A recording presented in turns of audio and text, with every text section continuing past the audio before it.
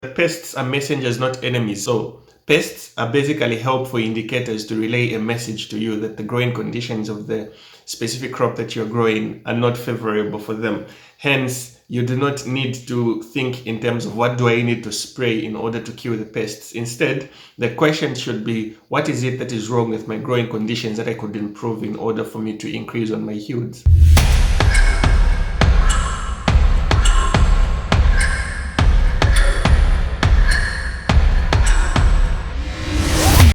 Hello, Samson here. Welcome to today's book review segment focusing on the new organic grower that is by Eliot Coleman. It's a book that was written like a very long time ago, before I was even born. 1989 was the first time of publication, and then it was later revised in like 1995. So do not let the old age of the book fool you. It's a very insightful book. It's not a beginner's ABC kind of book, but it dives deep into like the farming nitty-gritties, the kind of tools that you need to be able to use, and some of the major things that you definitely want from there. So diving right into it, there are 7 major lessons that I got to learn from the book, which I am going to share and we're going to discuss.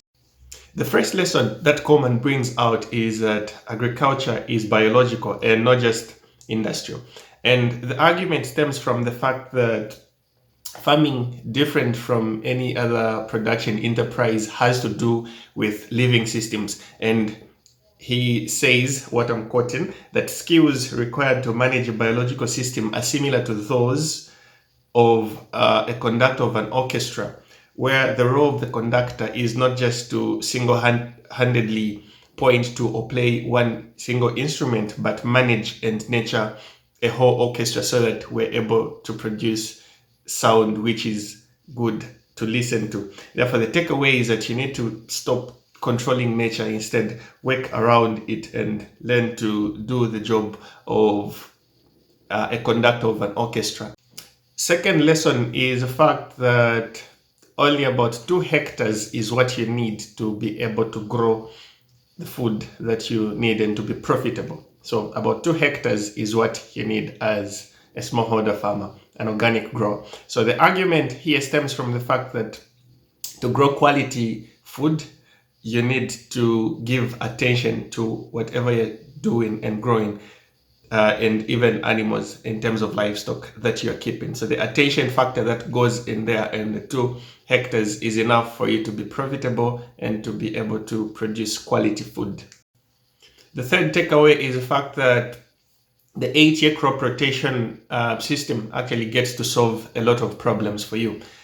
I'm still trying to understand why there are arguments concerning crop rotation. Other organic growers get to say mimic nature where nature doesn't do crop rotation and everything. But his argument here stems from the fact that all crops should be able to be rotated over like on a yearly basis over an 8-year cycle, depending on the kind of crops that you are growing. So you do not just need to rotate randomly. Instead, you need to design a sequence that the other crop that is going to come in the field that you got another crop is going to help them find nutrients and nutrition for the later crop. Fourthly, related to crop rotation, is you need to be able to grow green manure, and green manure can be grown by undersowing. It is not something that you do in order to just do, but you're doing it in order that your fields can always not be left bare. So what happens is when you grow, for example, you're growing maize for market, you need to be able to allow for other legumes to grow with the maize. So after maize has grown a little, plant the legumes, and then that is the whole principle of green manure undersowing. Number 5 is that the best transplanting system is one that comes from growing your own seedlings. So growing your own seedlings, the system that is being used right now is actually to grow in pit, and it is easier to transplant and to work around. So grow your own seedlings in pit. It's easier to transplant and to just give your crops a head start in the season that you want to grow them.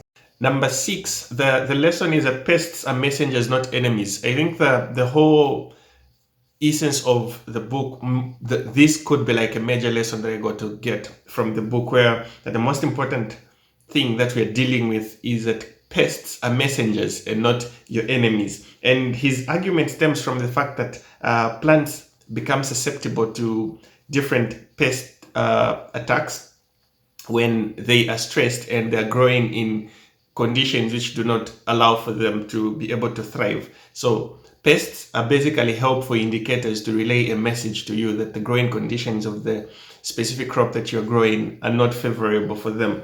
Hence, you do not need to think in terms of what do I need to spray in order to kill the pests. Instead, the question should be, what is it that is wrong with my growing conditions that I could improve in order for me to increase on my yields? And the last lesson, number 7, is the fact that information is your most valuable input that you have. So it could be like two inputs of, let's say, all fertilizers, that is organic fertilizers, again, manure from different sources, and seeds, and all these different things that are there. But one of the most important inputs of your farm is literally the information that you get to have. So I quote what he says: as I became increasingly proficient in working with biology of nature, I learned to create crop-friendly ecosystems that actually mimic nature. And information inputs help me to focus on cause correction, and product inputs actually encourage me to look around the symptoms and treat them. Therefore, as an organic grower or as a farmer, literally, what you need is a lot of information to be able to read and work around observation and recording of the different phases and things that are happening in your farm. So every season will come with its own lessons. The best that you can do as an organic grower is to get the lessons and learn from them. So this was Eliot Coleman's The New Organic Grower, 7 major takeaways from there. Read the book. Till we meet in the next segment. I am checking out.